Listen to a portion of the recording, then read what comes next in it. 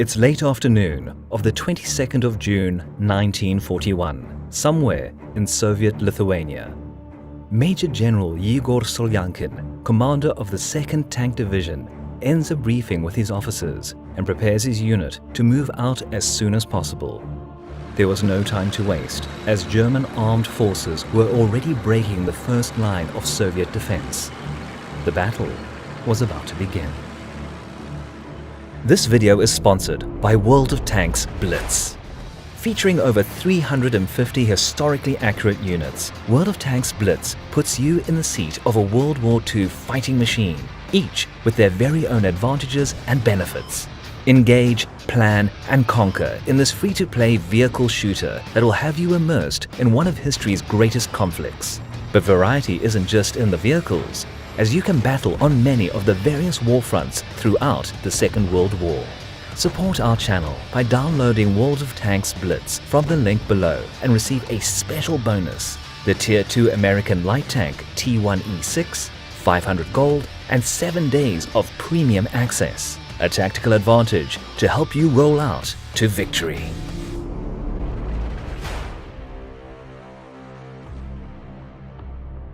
It's early morning of June 22, 1941. Undoubtedly the biggest campaign of the Second World War had just commenced. Around 150 divisions of Wehrmacht crossed the eastern border in a surprise attack on the Soviet Union. In today's episode, we take a closer look at the northern part of the front, where the German Army Group North was tasked with breaking the Red Army's defensive lines and to hastily push forward to reach their strategic target, the city of Leningrad.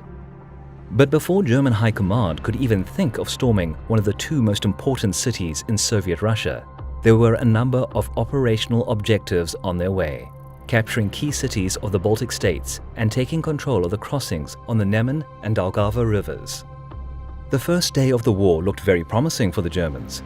Their air force, the Luftwaffe, quickly gained air superiority by bombing air bases and destroying hundreds of Soviet aircraft, the majority before they were even able to get airborne. On the ground, the fast-moving German panzer divisions spearheaded the attack of the land troops, easily punching holes in the Soviet defense line. In the early days of the war, it was a substantial challenge for the often inexperienced Soviet generals to hold their ground against the brutally efficient German operational doctrine, which essentially meant tight cooperation between all available combat arms to achieve an objective. One of the earliest heated battles of the campaign took place in the northern section of the front, where the elements of the German 4th Panzer Army pushed through the Neman River, eventually encountering rifle divisions of the Soviet 8th and 11th Armies near the small Lithuanian town of Raseiniai. The Wehrmacht's 3 panzer divisions led the attack and relentlessly pushed forward, with flanks covered by infantry and motorized infantry units. It soon turned out that the Soviet rifle regiments had insufficient means to stop the German armor and, upon conceding first losses, were forced to yield ground. Subsequently, the first gaps in their line of defense began to appear and were mercilessly exploited by the more mobile German tank and motorized infantry units. The very next day, however, was a bit more favorable for the Soviet troops, as components of 2 tank divisions began driving in from the north to support the crumbling infantry on the flank. Both 23rd and 28th Soviet tank divisions were equipped almost exclusively with T-26 and BT-7 light tanks, both of solid construction, but vulnerable to German anti-tank weapons. In the end, all that the Soviets achieved by this maneuver was to barely stall the enemy's progress, and even that was just locally. In the meantime, 3 panzer divisions made considerable progress, breaking much of the Soviet opposition and taking the town of Raseiniai. But this was only a mere waypoint, and the recon battalions of the 6th Panzer Division had already moved forward to seize crossings on the river Dubiza. But whilst the Germans secured the bridgehead on the other side of the river, another Soviet unit was about to join the battle. The 2nd Tank Division, under Major General Igor Solyankin, reached the perimeter of the German recon battalion and literally rolled over it, pushing forward to Raseiniai. As the Germans had just experienced firsthand, Soljankin's tank division wasn't comprised similarly to the armored units mentioned earlier. Though his division was also equipped with BT-7 and T-26 light tanks, this attack was performed mainly using vehicles the Germans had never encountered in battle before, the Clement Voroshilov heavy tank, KV for short. This tank, produced in two versions, the KV-1 with a potent 76mm gun and KV-2 with a bigger turret to fit the monstrous 152mm howitzer-like cannon, posed a significant threat to any German organizational unit on the Eastern Front. Designed with thick, all-encompassing armor weighing well over 40 tons, both versions easily outgunned any single fighting vehicle the German Wehrmacht could throw at it over the course of June 1941. It shouldn't come as a surprise that the KV tanks cut through the Germans' hastily mounted defense like butter. Any standard measure to deal with the enemy armored vehicles, be it towed 37 and 50mm anti-tank guns, or even the most capable early versions of the Panzer IV medium tank, was essentially useless against these Soviet steel beasts. Though Soljankin's attacks drove the Germans most of the way back to Raseiniai, soon the mass of Soviet armor started losing some of its momentum and the attack began to slow. The Germans managed to destroy some of the tanks using satchel charges and immobilized others by shooting at their tracks. The KV also suffered from unreliable transmission and lack of onboard radio, which made coordinated maneuvers difficult to perform in the heat of the battle. Due to these limitations, Soljankin's tanks soon diverged and set off on individual battles rather than focusing on a single objective. Though cohesion was lost and the fighting was a lot harder due to lack of sufficient infantry support, the KV tanks still posed a massive threat to the German 6th Panzer Division. One of the separated vehicles wandered northwest and took a good defensive position on the road north of Raseiniai, unwittingly breaking communication between sections of the northern battle group of the German division, which remained essentially intact compared to the southern battle group, which took a considerable beating at the hands of Soljankin's division. It's still a subject of debate whether the stray tank was a KV-1 or KV-2 model, but since the former was equipped with 3 times the amount of main gun ammunition, was more reliable and available in bigger numbers in that battle, we'll stick to the KV-1 version in this video. Though, admittedly, a lone steel monster with a huge turret sporting a preposterously big 152mm howitzer sounds way more badass. Anyway, the KV soon made its presence known as its crew destroyed a passing column of enemy trucks.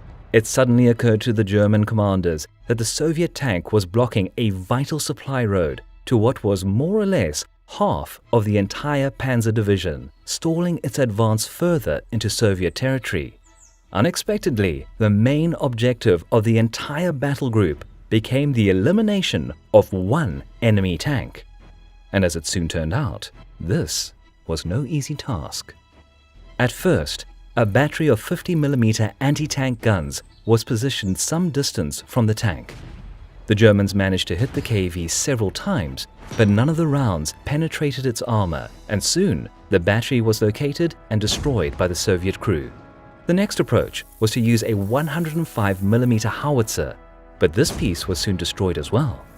Eventually, a heavy 88mm gun from the division's anti-aircraft battalion was laboriously towed and placed at a distance of roughly 700 meters from the tank. In 1941, this fearsome piece of artillery was the only German gun capable of reliably penetrating the KV tank from a significant distance. But before it was ready to shoot, the Soviet gunner in the KV spotted it, and not a minute later, it was reduced to burning scrap metal. During the night, a squad of engineers attempted to sneak up to the tank and place 25 kilograms of explosives to blow it up. But the job was bungled, and when the next morning came, the KV-1 still blocked the road. Less determined invaders would have already given up and sought a means to circumvent the problem. But the German commanders of the 6th Panzer Division kept trying. Another piece, comprising of an 88mm anti-aircraft gun, was positioned near the column of destroyed trucks. To distract the crew of the KV-1 from the real threat, a group of Panzer 35 light tanks pretended to mount an attack on the other side. The ploy went as planned, and the 88mm gun fired a number of shells at the Soviet tank. 2 of them penetrated its armor and seemingly knocked the KV out. But as the German infantry approached, the battered Soviet behemoth suddenly turned its turret. Startled infantrymen threw grenades through its hatches, finally bringing the resistance of the beleaguered Soviet tankmen to an end. By the time the lone KV tank was destroyed, the situation of Solyakin's tank division was critically bad. The Germans swiftly regained composure, and with the help of additional units over the next 2 days, the Soviet division was fully encircled and slowly bled out. Major General Solyankin perished in battle. Only a single BT-7 tank and 400 men managed to escape the engagement. In the bigger picture, the Battle of Raseiniai was but a brief pause in the German advance deep into Soviet territory. Together with many other early encounters with the newest Soviet tank designs, German High Command was shown that their assumptions about the superiority of their Panzer Corps were simply too optimistic. As a result, the development programs of new, heavier types of armored vehicles better suited to the evolving battlefields and requirements of the Wehrmacht were given top priority. Roughly a year later, the first of these projects entered service. Though having a more lengthy initial designation, these units became better known by their more popular nickname, the Tiger Tank. Once again, a big thank you to our sponsor for today, World of Tanks Blitz. Hit the link in the description below, collect your promotional loot, and check out the game for yourself.